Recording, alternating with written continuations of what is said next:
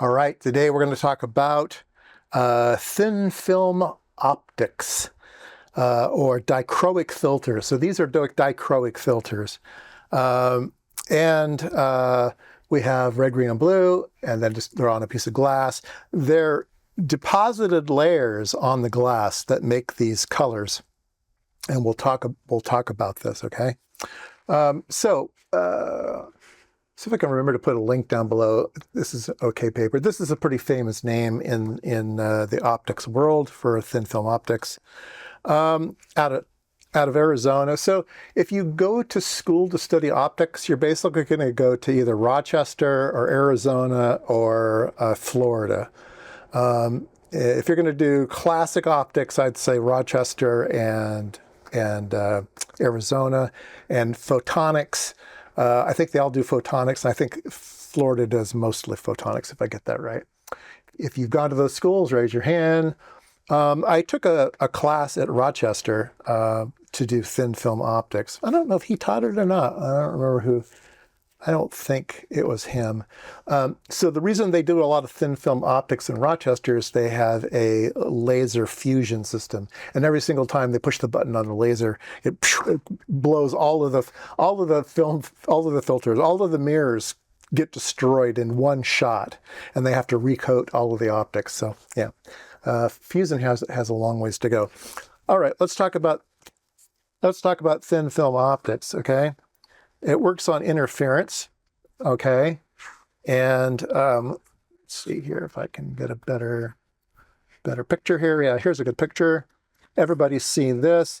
If you look at a puddle of water outside and there's an oil slick, you'll see colors, and that's because the oil creates very thin layers on top of the water, and those little thin layers create a quarter wavelength at a particular frequency, and you'll see interference patterns which results in color because the thicknesses of the oil slick is kind of graduated and it's various wavelengths, and so it changes as it goes.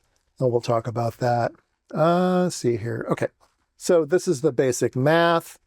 You have a layer, you have a high index and a low index, and then the reflections, and there's constructive interference and destructive interference. So some of the things will end up zero because of destructive, and some things will get big because of constructive. And yeah, so you can go through all the math. I'm not going to do that here. And then multiple layers, yeah. The standard one is anti-reflection coating. It has to work with quarter wave stacks. Let's see if there's a better picture of that. Yeah, not really. But this is a good picture. So you can put more and more and more stacks, okay?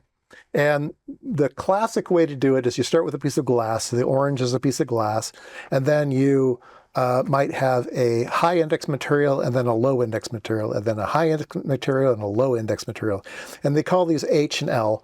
And then you'll have a stack of HL, HL, HL, HL, and you can vary the thicknesses and you can make different things that way. That's the quarter wave stack. And a simple quarter wave stack ends up doing a particular thing in the, this is reflectance and this is wavelength. And you can make things like color filters, which we have here. And those are made of, like this one's a 25 layer stack. So high, low, high, low, high lows, 25 of those.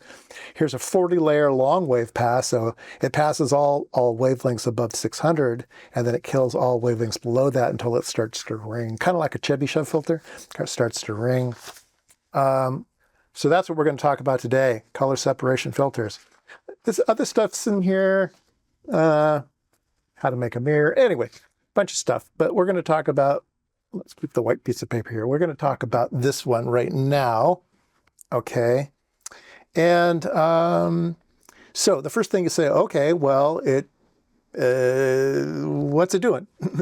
So if we look through the filter, okay, we see green, blue, and red, okay?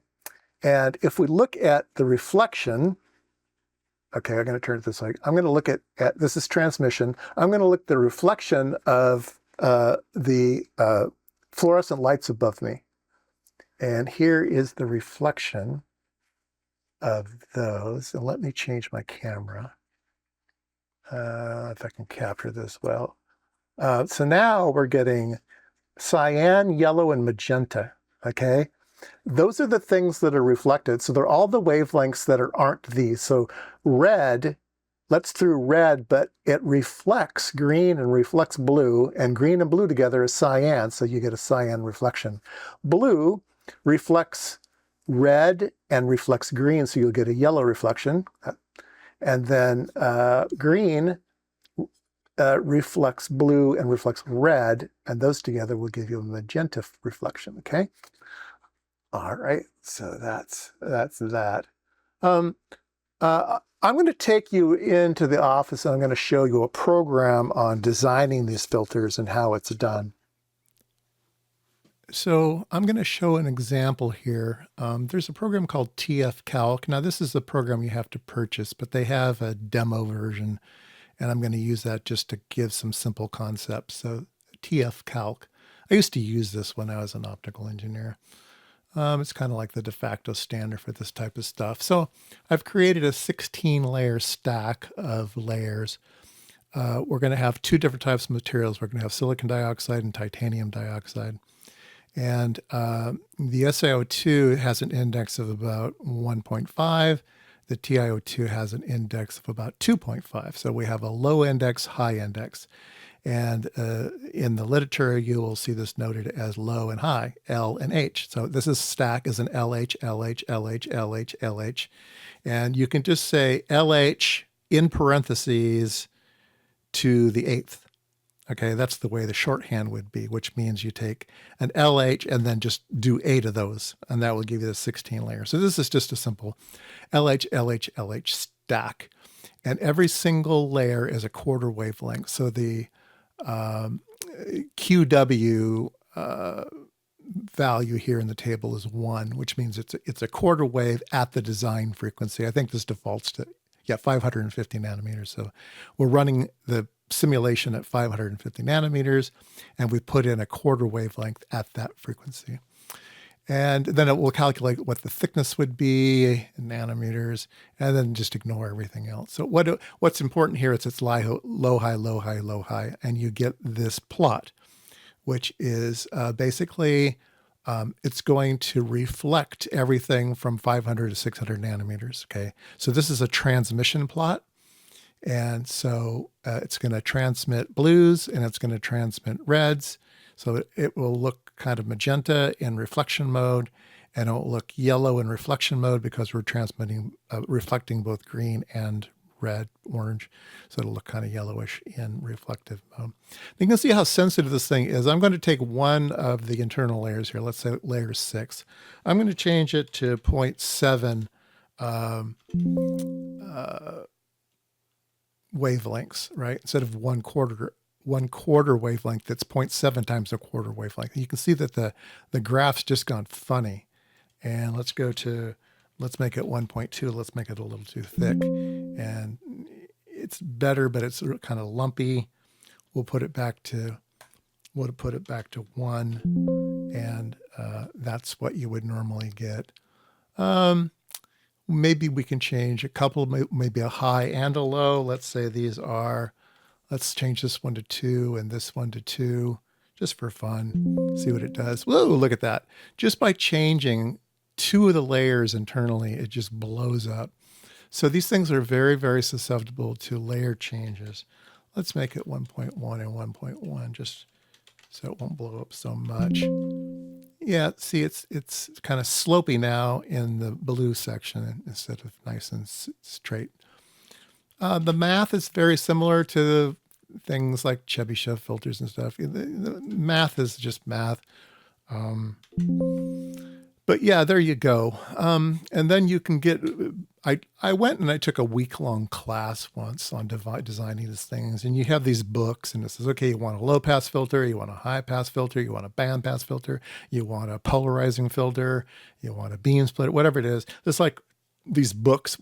Here's your high-low sequence. It's all these bizarre combinations of highs and lows that create all these different shapes. And Usually it's done with just 2 materials, but you could add multiple materials, but usually it's just done with 2 materials.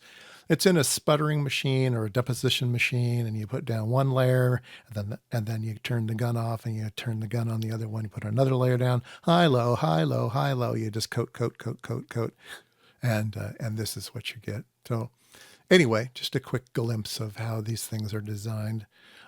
If you buy the full-fledged version, it has optimization routines. You can say, here, I'm going to draw a box of where I want it to be transmissive, and I'm going to draw a box where I want it to be reflective. And boom, it automatically does that for you.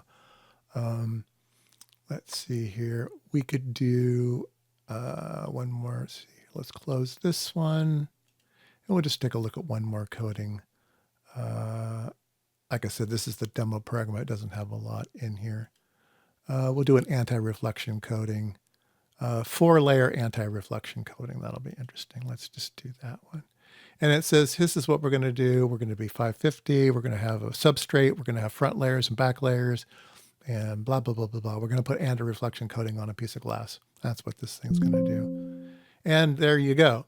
And so anti-reflection. Okay, so I take it back. The plot that I showed before, low on the plot is reflection. So that other graph would have been reflecting a 500 to 600, not let's see, did I say that right last time? Reflecting, this is transmission. Yeah, because this is the transmission plot. So this is the reflection plot. Yeah, so low is reflected. It's letting things transmit just fine. So you can see that a normal anti-reflection coating, a normal glass air interface is going to reflect about 4% of the light. And here we've cut that down to less than 0.3. And here the materials that it's using is using titanium dioxide and magnesium fluoride. Magnesium fluoride is a very, very common coating. Let's go ahead and see if we can do just mag fluoride. And we'll put a quarter wave of mag fluoride on and see what happens. Yeah, so instead of a 4% transmission, we've knocked it down to a 1.5% transmission. And so that's a simple mag fluoride coating of a quarter wavelength. That way you'll see on real cheap lenses, they'll just put 1 layer of mag fluoride on. If I don't have anything at all, let's see if that works here. Yeah, it's gone to 4% and it's not plotting.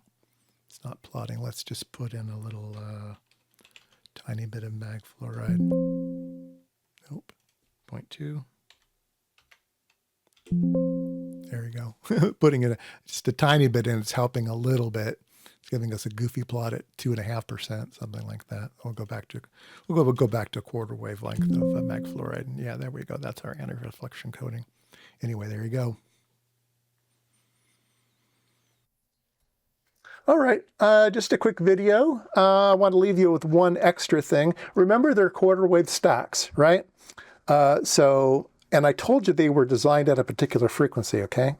So what if we take our red filter and we tilt it and it turns yellow, okay?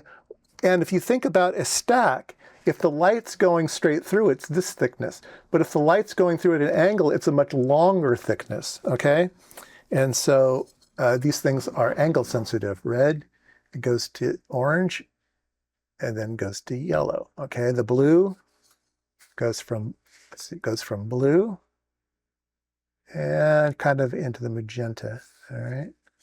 And the green goes to cyan, and then eventually to blue. And there you go. Pretty cool stuff.